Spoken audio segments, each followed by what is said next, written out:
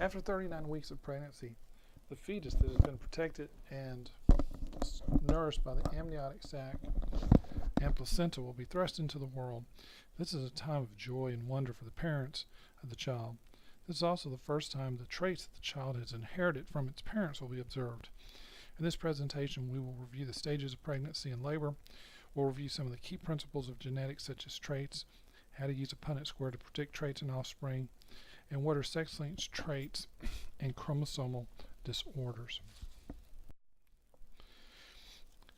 Pregnancy can be divided into two stages. The embryonic stage of pregnancy consists of weeks 3 through 8. During this time, the development of organ systems, or organogenesis, occurs. The fetal stage consists of weeks 9 through 39 of development.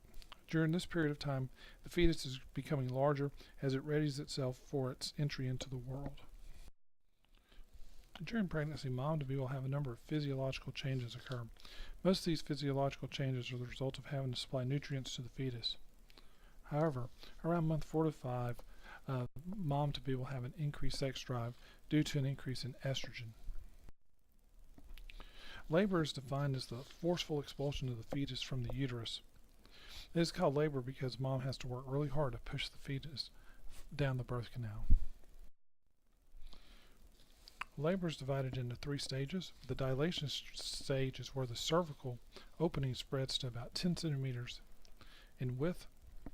The expulsion stage is the shortest stage. During this stage, rhythmic contractions of the uterus and vaginal muscles propel the fetus through the birth canal. The placental stage occurs after the fetus has been delivered and is the removal of the placenta from the mother. Once the fetus exits the birth canal, we call it a newborn or a baby. The newborn will receive its nourishment by receiving milk from its mother. Milk production and secretion in the female is regulated by 2 hormones, prolactin and oxytocin. Prolactin stimulates the alveolar glands in the breast to produce milk. However, oxytocin stimulates muscle contractions that will force milk from the breast into the baby's mouth. Humans have our genetic material separated into 23 pairs of chromosomes. Within the DNA sequences of the chromosomes, genes that direct the production of proteins can be located. During a process called karyotyping, human chromosomes can be paired together. We have 22 pairs of chromosomes that are similar to each other. These are called autosomes. One pair of chromosomes are responsible for determining our biological sex. These chromosomes are called the sex chromosomes.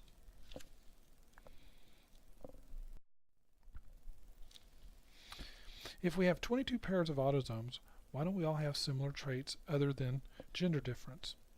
The answer to this question comes from the nature of the genes that we inherit. Genes that have different DNA sequences are called alleles. Alleles arise because of mistakes, mutations, that occur in the gene as our DNA is being replicated during the formation of the egg or the sperm. If both copies of a particular gene are identical, this is said to be a homozygous condition. If one copy of the gene is different from the other copy, then we say that the alleles are heterozygous.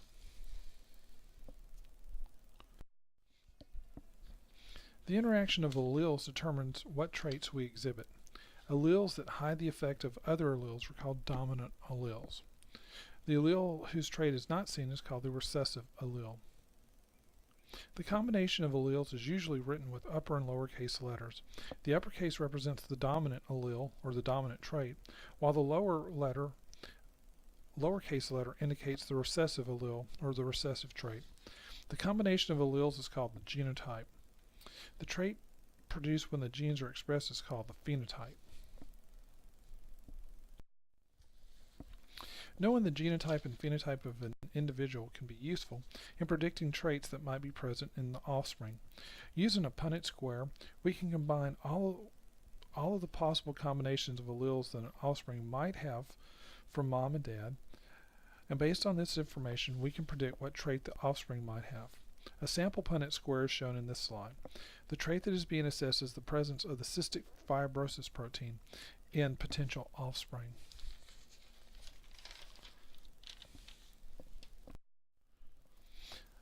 This slide presents a situation where you have both parents as carriers of the cystic fibrosis trait. The parents in this case are said to be heterozygous, since the alleles carried on the chromosomes are different. One is normal and one is the cystic fibrosis allele.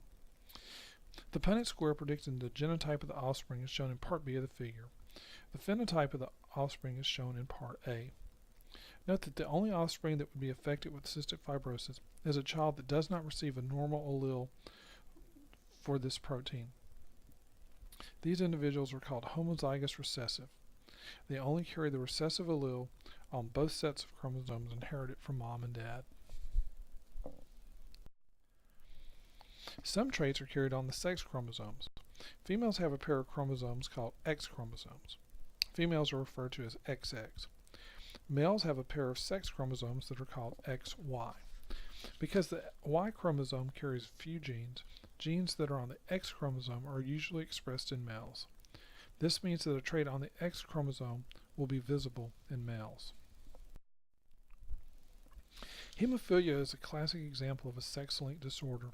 The genes for an important blood clotting factor, factor VIII,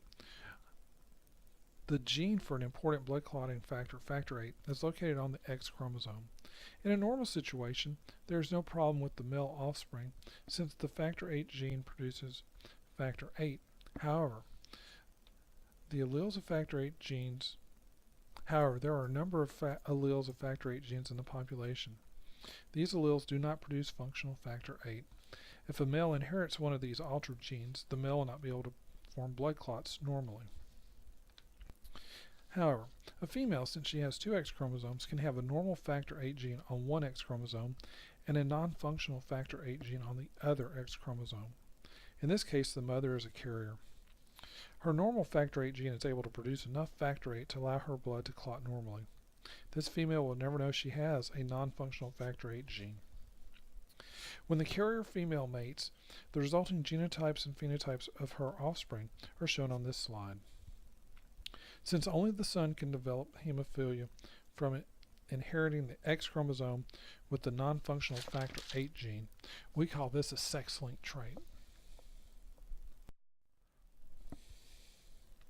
Sometimes the chromosomes do not separate correctly during the process of egg or sperm development. This can lead to an individual that has either additional chromosomes or lacks a chromosome. In most cases, zygotes with abnormal chromosome numbers do not survive. However, individuals with 3 copies of chromosome 21, called trisomy 21, do survive and live normal lifespans. Individuals with trisomy 21 are said to have Down syndrome. Failure of a female to inherit 2 X chromosomes leads to a condition known as Turner syndrome. A karyotype of a Turner syndrome individual is shown in this slide. Notice that the second X chromosome is missing from this individual.